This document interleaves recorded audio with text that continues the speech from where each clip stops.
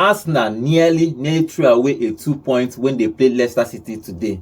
They went in 2-0 in the first half. It was just Arsenal was just outplaying this Leicester team. From beginning of the first minute to the 45 minutes, they were leading 2-0. After the break, 1 minute after the break, they conceded a goal. Like, everybody was surprised. Even the fans were still even coming inside after their break, and Arsenal have already conceded from a free kick. Now, 10 minutes after that, Justin scored a wonderful world-class goal, and it was 2-2. And Arsenal have to hustle, have to play through everything at Leicester City, and Arsenal got that goal by Trossard, even though there was a deflection from Didi inside the net. At just 95th minute of the game, they scored that 3-2. And Havertz scored the fourth goal. It was like a deflection. Justin hit the ball, he hit him, and it just entered the empty net. Now let's talk about Arsenal. They almost threw away 2 points. You know, the first game of the day, Manchester City have already dropped 2 points. It was a chance for them to go level with Manchester City. Now they almost threw it away. What do you make of this game generally, John? You know, for me, I saw a tweet before we came in for the show. Somebody said that if football clubs in the Premier League were crypto assets, and Manchester City would be Bitcoin, Arsenal would be Ethereum, and Ethereum always does what Bitcoin used to do. Okay, so meaning that if Manchester United drew today and Manchester City drew today, like they drew, then Arsenal were going to draw. Almost drawing the match. I came in at halftime, I was seeing, okay, they are 2 up, just for them to concede a quick one after the break.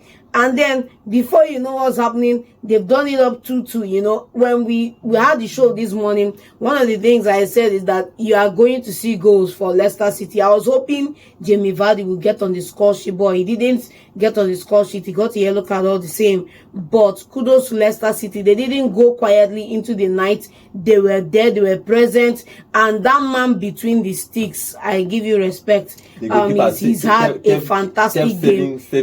Time and time again, the man was there. So, you know, kudos to Leicester City. But I'm glad Arsenal have picked up the point, because I'll be angry because, you know, you can count how many times in a season City ever drop points. You need to take advantage of that. Yeah, you need to take every single, because once we reach January, that alarm will come on. They think they will beat trash everybody on the way. You know, so, you know, I'm happy that they were able to at least, you know, so that it won't be as wide as, you know, some people were predicting, because they are predicting that after chasing City back-to-back for 2 seasons, that this season they will drop off, they will not be able to sustain the fire.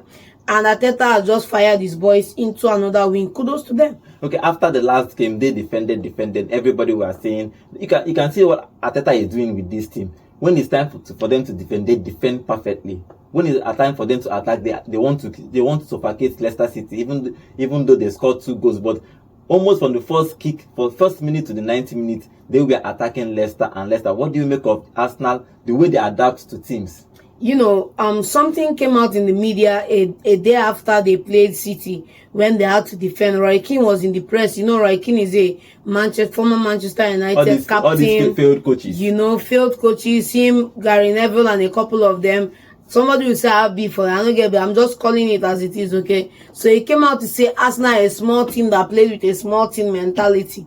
And it's easy for him to come out and say that, because he was on the pitch when Manchester United were doing the same thing against Real Madrid and a couple of other clubs in Europe to close out games without losing, especially when you have key players in the side that are not available. So I'm happy that Arteta answered him clearly, telling him that you have to adapt. And I like the fact that he's adaptable, and because he studied Guardiola, but then he didn't take everything hook, line, and sinker. He has to look at the man's flaws and look at how he can adapt on that to be a better manager. And he's done it. Like that game, they drew that game. They should have won it, if not that City were brilliant with that last minute goal. So, but in this encounter, fantastic for them. I like the fact that Arteta is responsive, he's reading the game. I said something towards the ending embers of the game when they scored that goal, that it's almost less than 1 minute to the end of the game, yet Arteta is still pacing that sideline,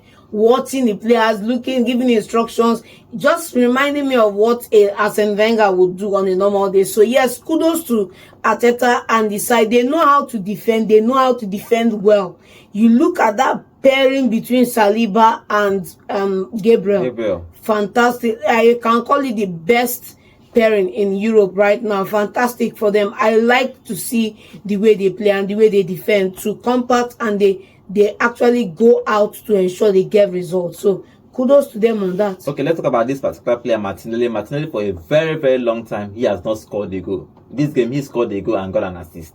Yes. You know, one of the things with I see it with a couple of other players in the Premier League, Garnacho and Martinelli, they get grief because they are running on the ball and they are not passing the ball. They are just holding up the ball, and sometimes there's no end product. But fantastic way to quiet all the critics today by getting that goal, and then by also providing an assist.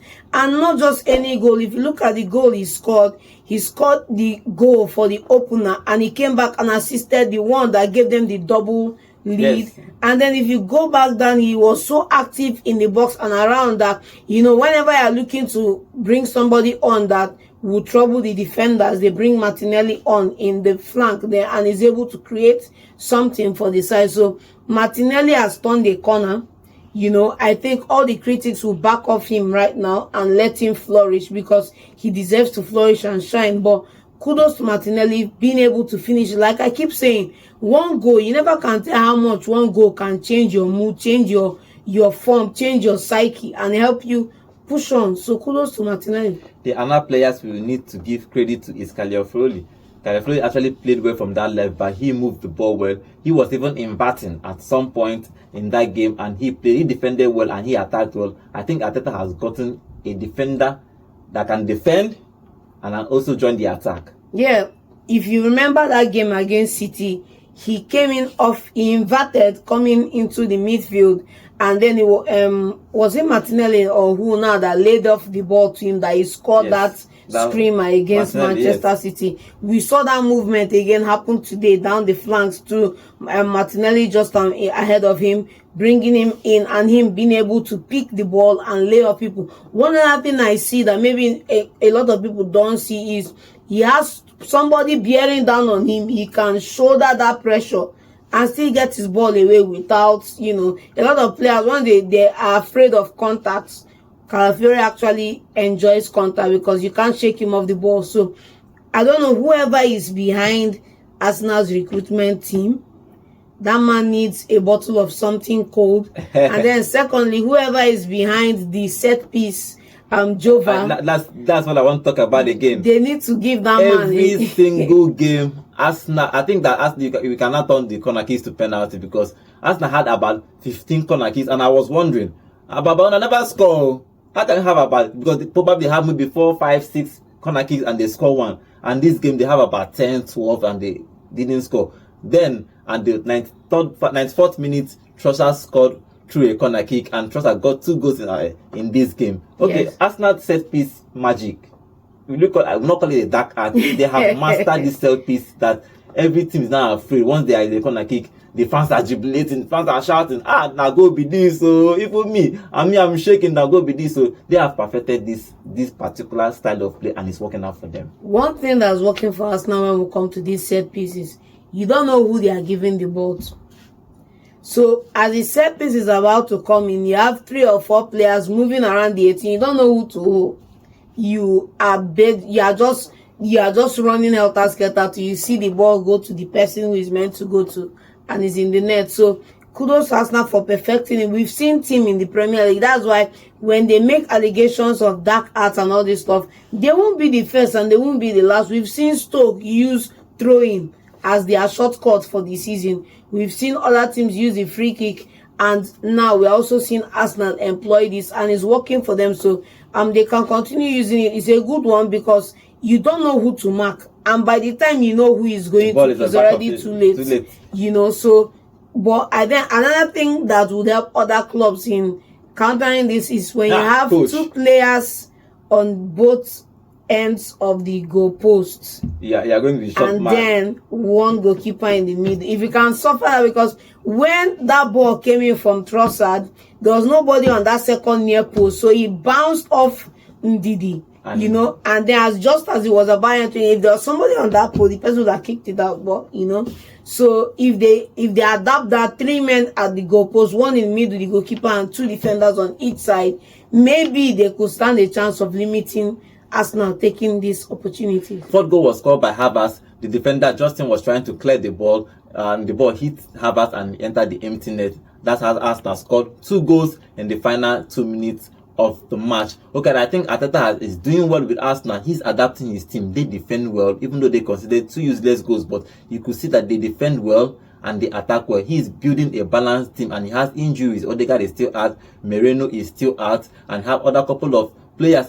Finally, let's even mention this young player, Waneri came in, actually came in and changed that game. Let's be frank. Waneri came in and changed that game. That boy is the boy of the future. I think Arteta should trust him more. Probably if you trust him, Arsenal will go far in this Premier League. Okay, finally, John, do you think Arsenal can challenge this league? Come on. I want a 5 in a row, then you guys can have it. Oh, come on. Okay. Let's have the 5 in a row first, then you can have your... Okay, let's see where Arteta is going to finish at the end of the season. They won this game 4 goals to 2 against Leicester City. See you guys next time.